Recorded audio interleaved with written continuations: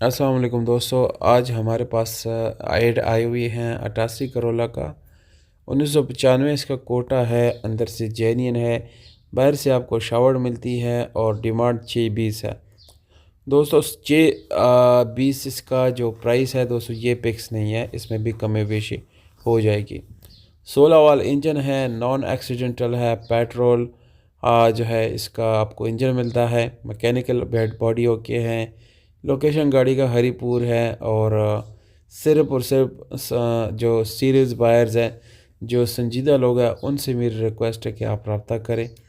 और चस्का पार्टी बिल्कुल भी तोड़ रहे हैं दोस्तों।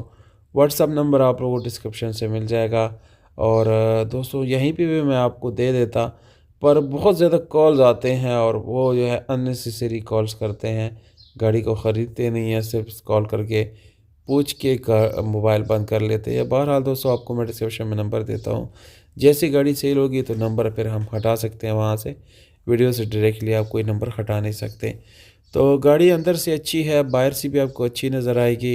रिम टायर भी लगा हुआ है। ओवरऑल गाड़ी साफ़ सुथरी है। इंशाल्लाह आपको ये पसंद ज़रूर आएगी। बाकी इतनी प्राइस में आपको आजकल जो है कोई अच्छी गाड़ी नहीं मिल सकती, तो ये एक बहुत ही बेस्ट अच्छा ऑप्शन है आपके पास। अगर आपके पास 6 से 7 लाख रुपए हैं तो ये एक बेस्ट गाड़ी है ख़रीदने के लिए। बहुत शुक्रिया, अपना ख्याल रखिएगा।